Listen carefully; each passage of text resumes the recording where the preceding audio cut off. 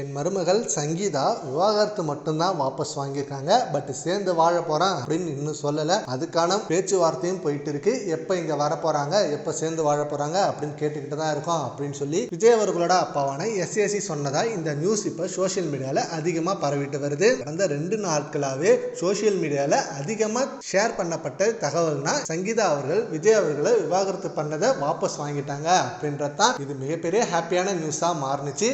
ஏன்னா விஜய் அவர்கள் முதலமைச்சர் ஆனதை தொடர்ந்து அவரை உங்க மனைவியே உங்க கூட இல்லை, விவாகரத்து பண்ணிட்டாங்க அப்படின்ற அந்த விஷயத்த சொல்லி அவங்க பேரை கலங்கப்படுத்திட்டு இருந்தாங்க. இனிமே அப்படி ஒரு வார்த்தையை சொல்லி கலங்கப்படுத்த முடியாது, இனிமே அது ஒரு மைனஸ் பாயிண்டா இருக்காது விஜய் அவர்களுக்கு அப்படின்னு இந்த விவாகரத்து வாபஸ் வாங்கின விஷயம் சோசியல் மீடியால அதிகமாக பகிரப்பட்டு செம்மையா ட்ரெண்ட் பண்ணிட்டு இருந்தாங்க ரசிகர்கள். விஜய் ரசிகர்கள் ரொம்ப ஹாப்பியா இருந்தாங்க. ஏன்னா அன்னைக்கு தான் சட்டப்பேரவையில் செம்மையான சம்பவமும் நடந்துச்சு. விஜய் அவர்கள் மட்டும் இல்லாம புஷி ஆனந்த், ஆதவ் அர்ஜுனா இப்படின்னு அவங்க பங்குக்கும் செம்மையான சம்பவத்தை பண்ணிட்டு இருக்காங்க. அண்ட் இனிமே சேர்ந்து வாழ போறாங்க அப்படின்னு சொல்லி செம்ம ஹாப்பியான நியூஸ் பகிரப்பட்ட நிலையில அவங்க வீட்டு சைட்ல இருந்து அவங்க விவாகரத்து மட்டும்தான் வாபஸ் வாங்கிட்டாங்க. பட் சேர்ந்து வாழ போறேன் அப்படின்னு முடிவு பண்ணல.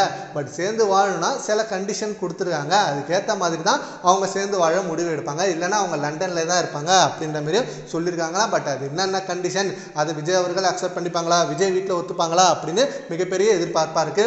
பட் இப்போ ஆகஸ்ட் மாதம் அவங்களோட திருமண நாள் வேற வரப்போகுது. அந்த திருமண நாளுக்காவது அவங்க விஜய் கூட இருப்பாங்களா அப்படின்றது கேள்விக்குறியா இருக்கு. சரி, ஓகே ஃப்ரெண்ட்ஸ், இந்த விஷயத்தை பற்றி உங்க ஒப்பீனியனை நம்ம கமெண்ட் பாக்ஸ்ல கமெண்ட் பண்ணுங்க. Thank you friends.